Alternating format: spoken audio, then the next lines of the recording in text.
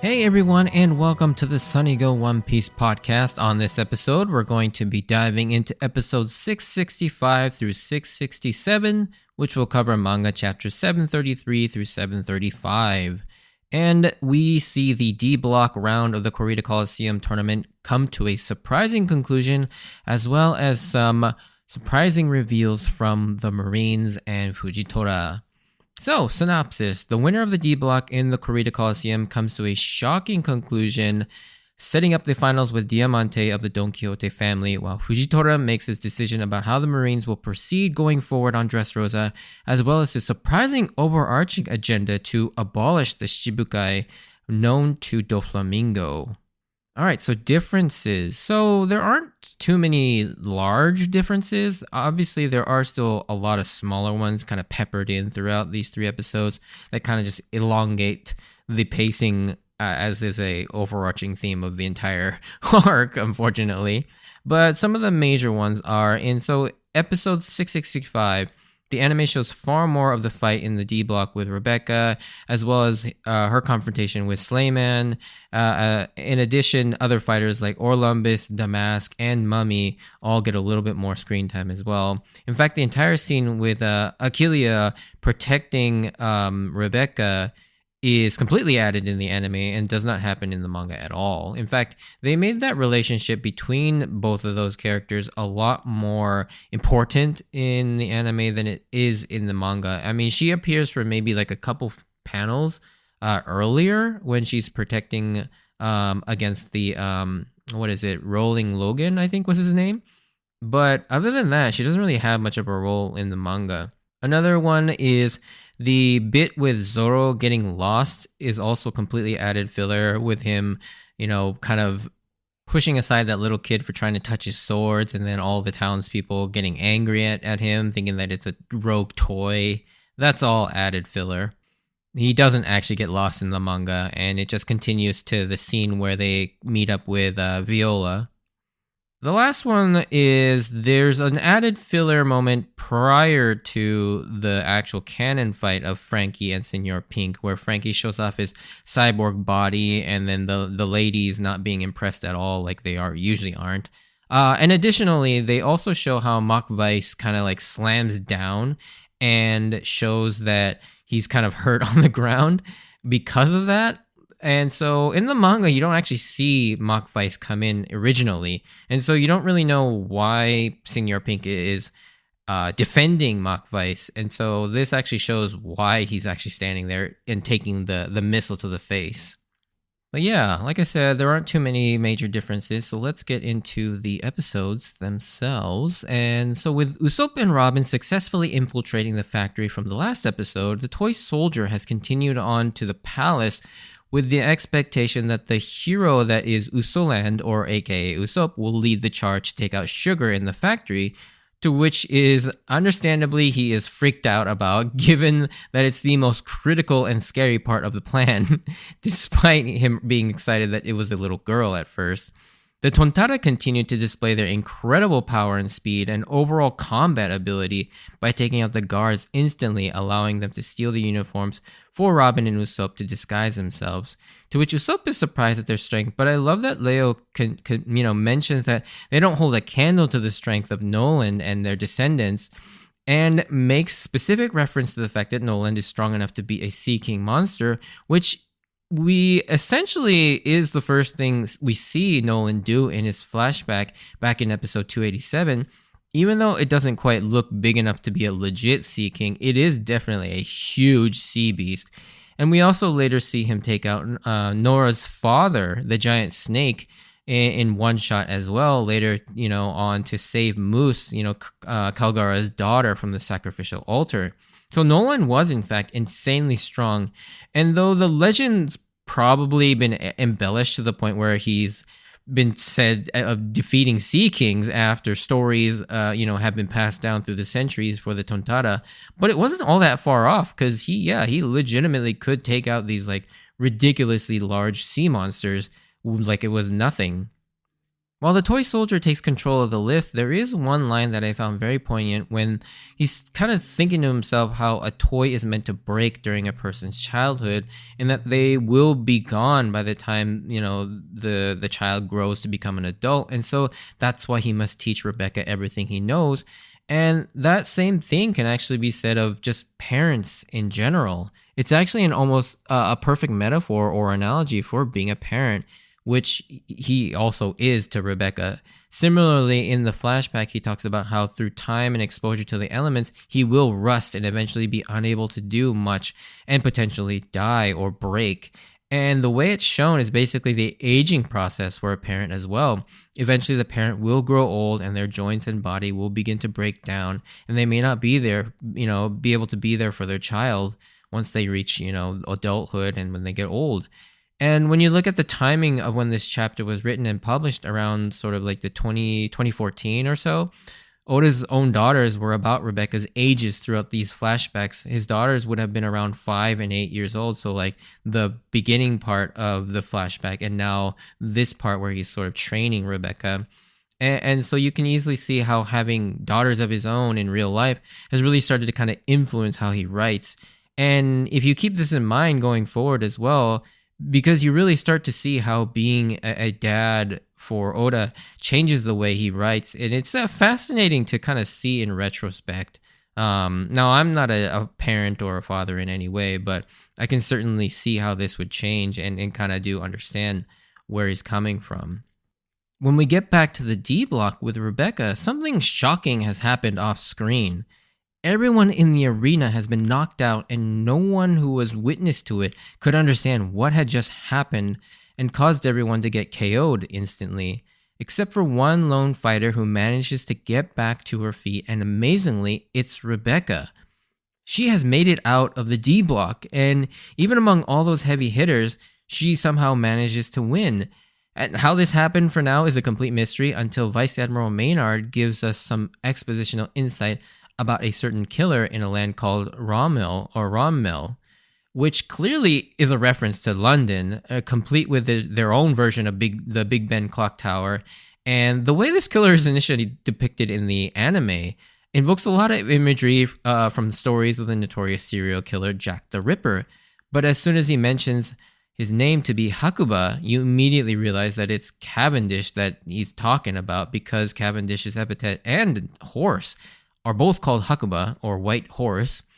And additionally, through Rebecca's recollection, we see just what actually happened. And when Cavendish falls asleep, he becomes an entirely different person who's as fast as the wind, slicing through anything and everyone without a thought. And this is also a reference to another London-based character, which is Dr. Jekyll and Mr. Hyde.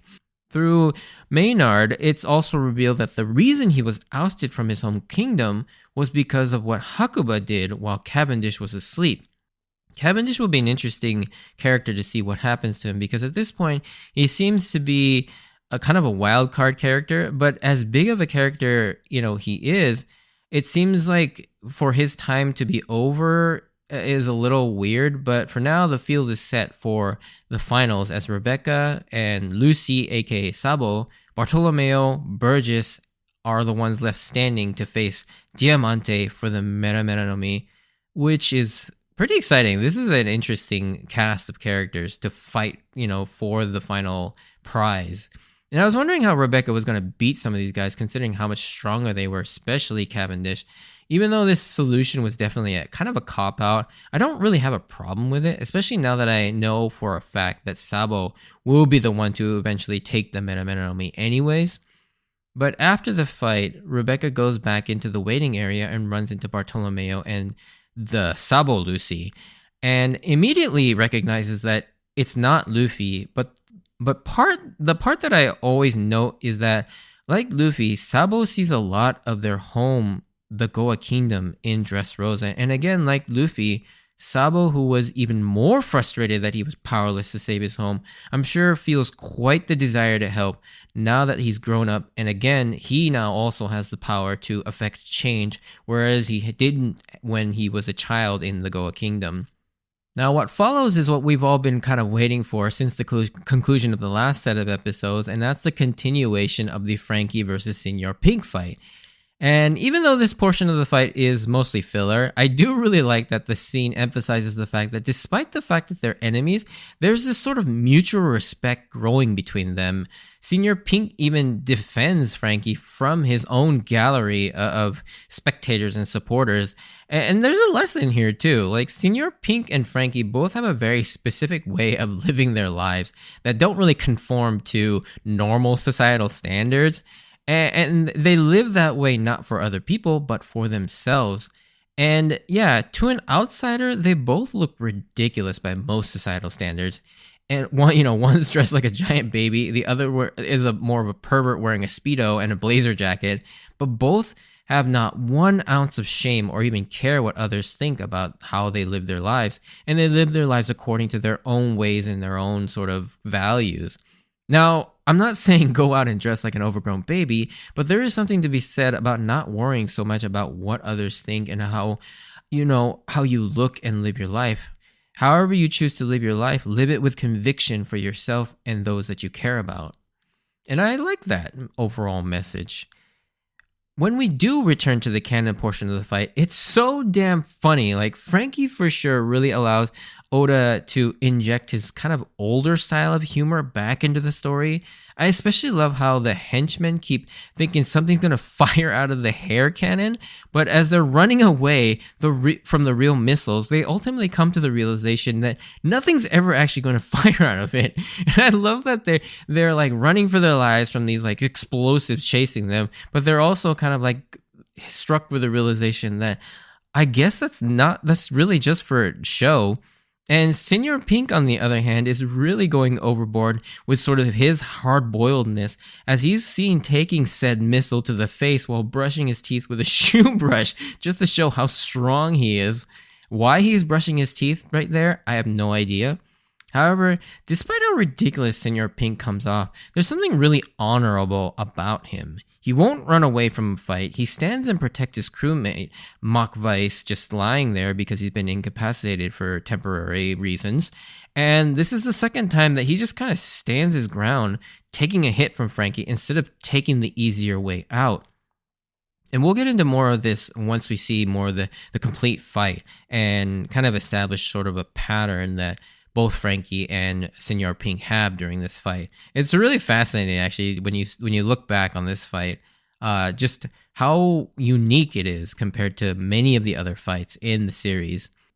Now, the next section, I would say, is probably the most important part of these 3 episodes. So back in the Sweets room in the palace, Doflamingo has King Riku up there now, but he kept him a human rather than transforming him into a toy at first. It seems like he's just there so Doflamingo can sort of intimidate and torture him with threats to Rebecca and Viola. But when you look at his line of questioning, he's actually like trying to fish for intel, it seems like. Doflamingo, based on all these happenings over the last like 24 hours or so, has started to get suspicious that something is being planned that he's not aware of.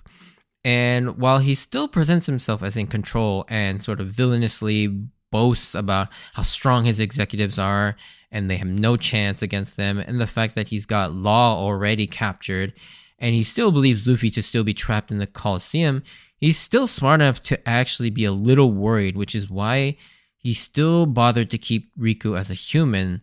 Like he himself said before, Luffy is not to be underestimated, and you can kind of read this scene as Doflamingo actually kind of being scared of Luffy, which is wild.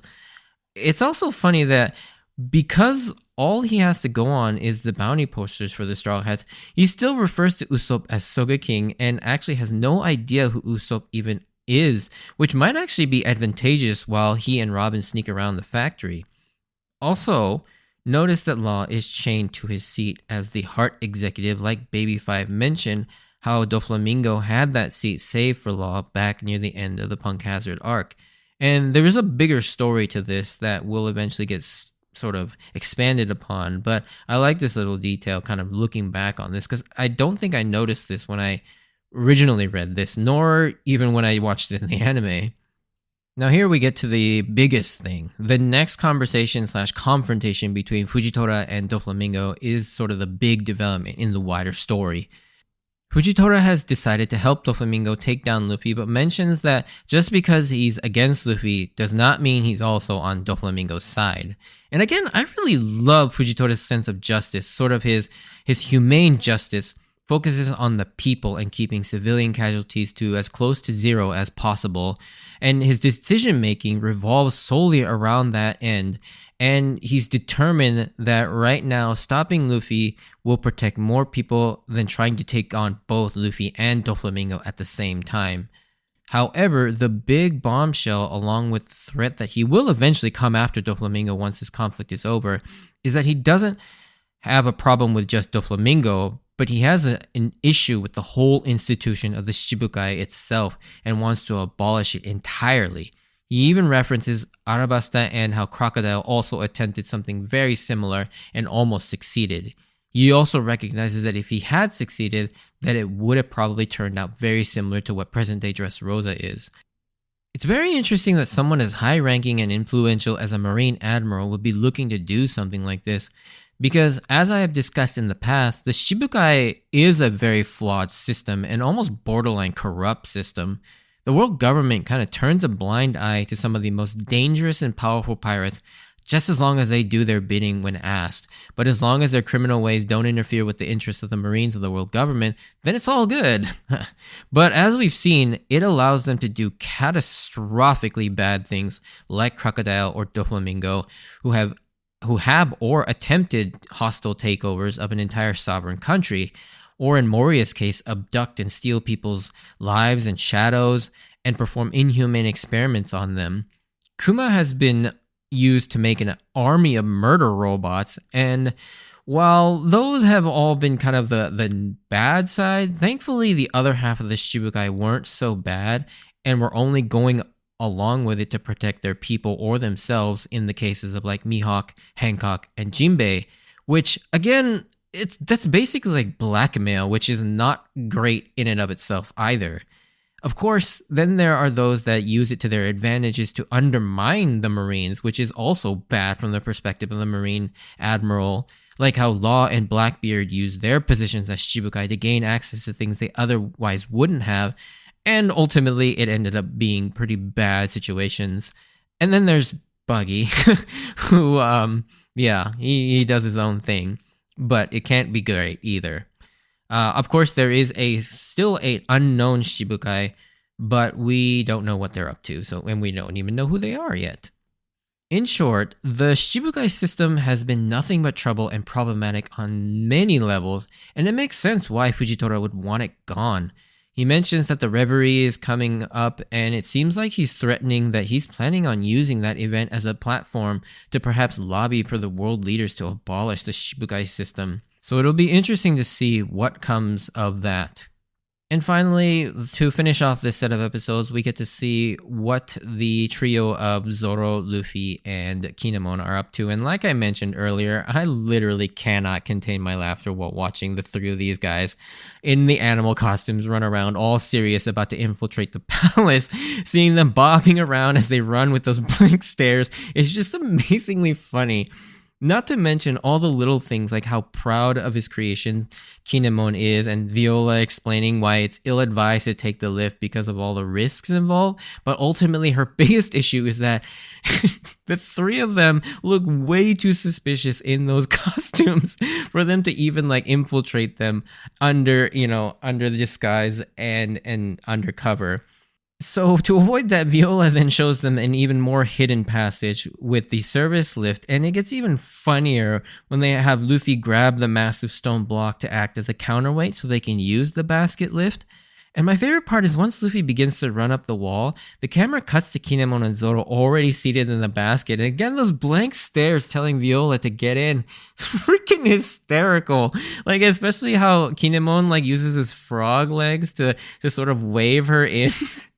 Also, one small detail that I really love is that while Viola has that sort of typical confused outsider's reaction to the unconventional ways of the Straw Hats working, while Kinemon was in that position in the last arc during Punk Hazard, has completely become used to it and now basically fits right in with the Straw Hats. And I just love how well he's sort of like fit in with the Straw Hats, because there's not even a single thought or question about Luffy doing this, and when Zoro suggests it, he just completely is on board. It's like, yes, that's a great idea. It's just, I love how Kinemon just like fit in so well.